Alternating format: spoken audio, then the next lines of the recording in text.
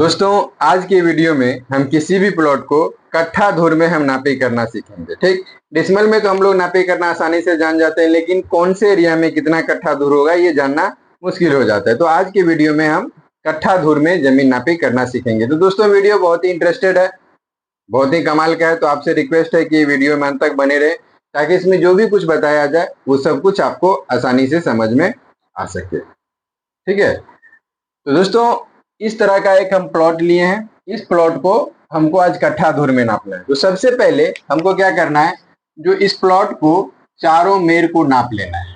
ठीक, चारों मेर को नाप लेना है। चलिए, यहां से जब हम मान लीजिए यहां तक इस मेर को नापे तो ये हो गया आपको 100 फीट। ठीक है, यहां से इस मेर को नापे तो ये हो गया 100 फीट। फिर यहां से नापे तो मान लीजिए ये हो गया 55 फीट। फिर यहां से इस मेरे को यहां तक नापे तो हो गया 80 फीट। फिर यहां से यहां तक नापे तो ये हो गया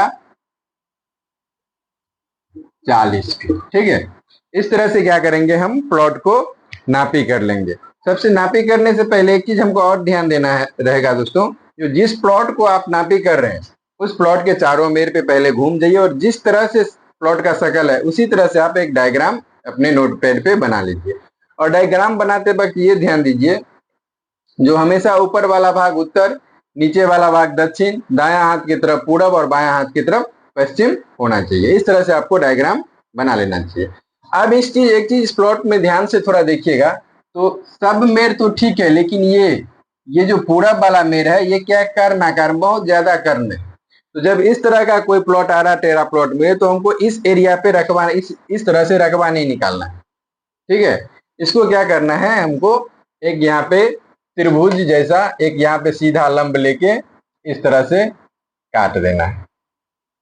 या अगर ये संभव आपको लग रहा है जो कितनी दूरी पे काटे, तो एक चीज ध्यान रख लीजिएगा, जो यहाँ पे 80 फीट है तो यहाँ पे भी हम 80 फीट लेके एक सीधा लाइन यहाँ पे काट देंगे, और यहाँ जो बच गया 100 फीट का दूरी है टोटल, तो इसमें से 80 फीट काटा तो ये कितना हो गया, ये 20 फीट हो गया। ठीक, अब देखिए, बहुत सारे वीडियो में हम भी देखे हैं या कहीं कहीं अमीन को भी देखे हैं जो बताते हैं ये समलंब चतुर्भुज के प्लॉट का आकार होता है, तो जितना ये होगा उतना ये भी होगा, और इसके आधार पर इस दोनों को औसत निकाल के और इससे गुना कर दीजिएगा तो रकबा निकल जाएगा। तो ये कहाँ पे लागू होगा, जब आपका एग्जैक्ट प्लॉट समलंब चतुर्भुज के आकार का है तब।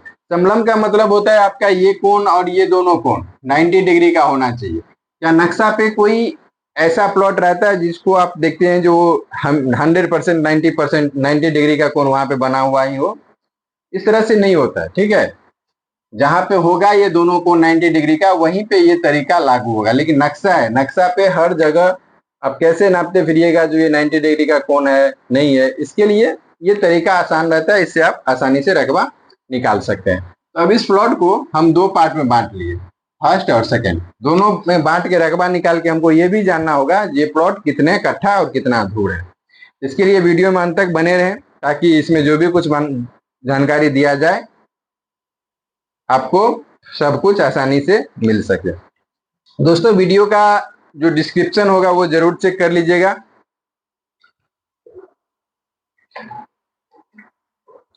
क्योंकि आपको वीडियो के डिस्क्रिप्शन में बंटवारा और अमीन के कोर्स का प्लेलिस्ट मिल जाएगा।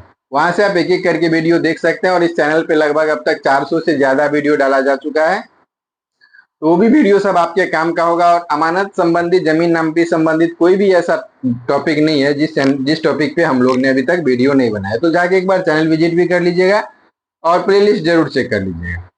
तो सबसे पहले देखिए, इसको फर्स्ट पार्ट को हम रकबा निकालते हैं।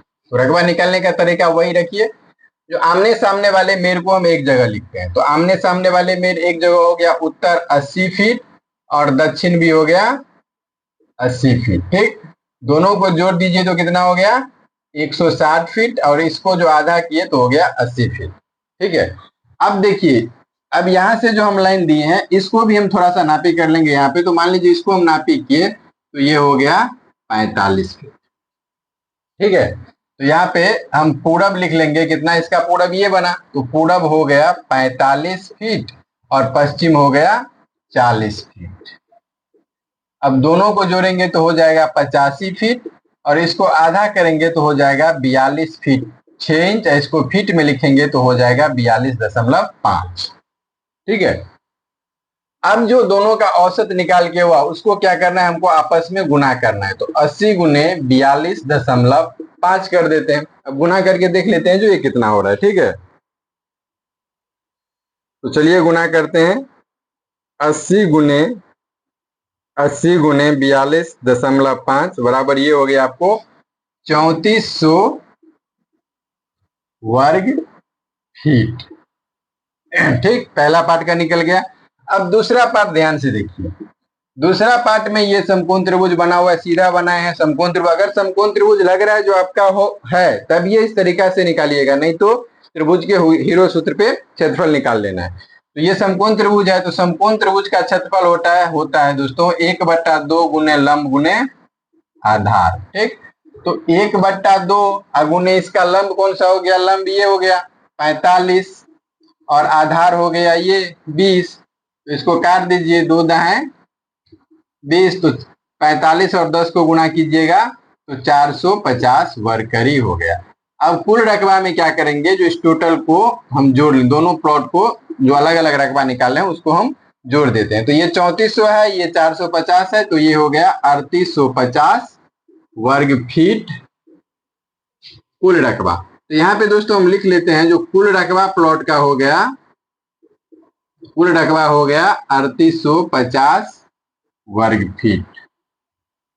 ठीक है, तो दोस्तों जैसा आप लोग जानते ही है, जो हमने एक ऑनलाइन अमीन कोर्स भी स्टार्ट किया, अगर आप लोग उसमें इंटरेस्टेड है, अमीन कोर्स करना चाहते हैं, तो इसी वीडियो पे कमेंट कीजिएगा, या हमारा जो नंबर है 77 64 09 4842, इस नंबर पे आप लोग अमीन कोर्स करके व्हाट्सएप कर दीजिएगा, आपको सारा जानकारी मिल जाएगा। आप लोग देख ही सकते हैं जो ये फ्री चैनल है, इस पे जो हम इतना क्लियर समझाते हैं, तो जब कोर्स होगा, पेड कोर्स होगा, तो उसमें कितने अच्छे ढंग से समझाया गया होगा। तो इसके लिए जल्दी कीजिएगा, अगर आप लोग को ज्वाइन करना होगा तो कोर्स ज्वाइन कर लीजिएगा। ठीक, तो दोस्तों अब देखिए 3850 यहाँ पे कुल रकबा हुआ। अगर हमको यहाँ पे डिसमल में निकालने का रहेगा तो आसानी से निकल जाएगा, क्योंकि 435.6 डिसमल बराबर 6 वर्ग फीट बराबर होता है 1 डिसमल।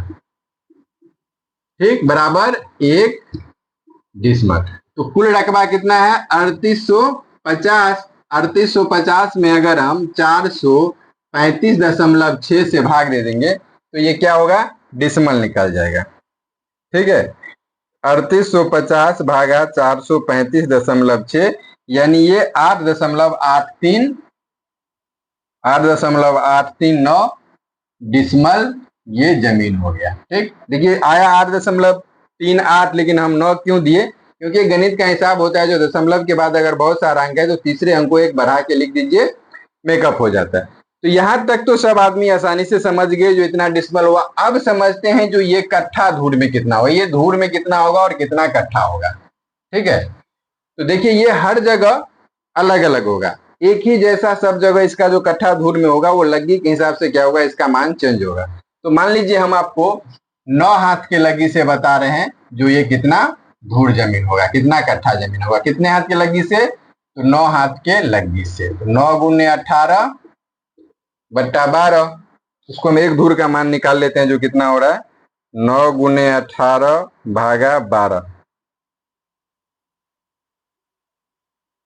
9 गुने 18 भागा 12 यानी ये हो गया आपको 13.5 फीट। इसको स्क्वायर कर देंगे 13.5 गुने 13.5 यानी 182.25 वर्ग फीट बराबर क्या होगा, एक धूर होगा। कितने हाथ के लग्गी से, तो 9 हाथ के लग्गी से, क्योंकि लग्गी का माप किससे किया जाता है, धूर में किया जाता है। तो एक लग्गी का जो 9 हाथ की लग्गी का लंबाई निकला कितना 13.5 फीट, और 13.5 फीट एक वर्ग लग्गी बराबर एक धूर होता है, तो 13.5 फीट को हम स्क्वायर कर दिए तो कितना हो गया 182.25 धूर। तो इतना धूर बराबर हो गया दोस्तों एक कट्ठा। अब इस प्लॉट को हमको टोटल जमीन को कट्ठा में निकालना है, जो कितना कट्ठा कितना धूर होगा, तो चलिए हम ये भी जान लेते हैं। ठीक है, तो कुल रकबा कितना है इस प्लॉट का 3850। 3850 में हम लोग 182.25 से भाग दे दिए। ठीक है, तो 3850 भागा 182.25 25, यानी ये हो गया आपको 21.12 धूर। यानी मोटा मोटी कहा जाए तो ये 9 हाथ के लग्गी से ये प्लॉट हो जाएगा 1 कट्ठा 1 धूर 2 कनमा। ठीक, अगर यहीं पे लग्गी चेंज हो जाएगा तो मान लीजिए अगर यहीं पे जो हम 6.5 हाथ का लग्गी यूज करेंगे तो कितना हो जाएगा, 6.5 हाथ का लग्गी जहां पे चलता है उस एरिया में जो ये प्लॉट होगा तो 6.5 हाथ के लग्गी बराबर 95.06 वर्ग फीट बराबर 1 धूर होता है। तो 3850 में अगर हम 95.06 से भाग दे देंगे तो कितना हो जाएगा, 3850 भागा 95.06, यानी ये हो जाएगा 40.50 धूर, अर्थात 2 कट्ठा 8 कनमा या आधा धूर।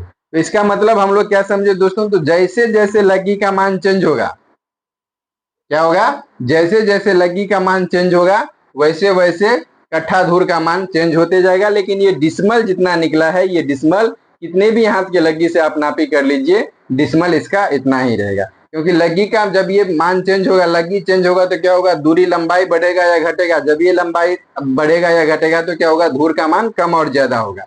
इसके हिसाब से क्या होता है, जो कट्ठा और धूर का मान लग्गी के हिसाब से बदलता रहता है। ठीक है, तो अगर आप लोगों को दोस्तों पहले ही बता चुके हैं, जो अगर ऑनलाइन अमीन कोर्स ज्वाइन करना है तो जल्दी से मैसेज करके ज्वाइन कर लीजिएगा, क्योंकि ट्रेलर हो चुका है, क्लास स्टार्ट होने वही वाला है। तो वीडियो कैसा लगा ये कमेंट में जरूर बताइएगा। एक बार वीडियो का डिस्क्रिप्शन जरूर चेक कर लीजिएगा और चैनल भी विजिट कर लीजिएगा, वहां पे लगभग अब तक 400 से ज्यादा वीडियो डाला जा चुका है। वो वीडियो कहीं ना कहीं आपके काम का ही होगा। तो वीडियो कैसा लग रहा है ये जरूर बताइएगा। चैनल पे अगर पहली बार है तो चैनल को सब्सक्राइब और बेल आइकन जरूर दबा दीजिएगा। वीडियो अगर अच्छी लगी हो तो लाइक और शेयर जरूर कर दीजिएगा। मिलते हैं फिर नेक्स्ट वीडियो में, तब तक के लिए जय हिंद जय भारत।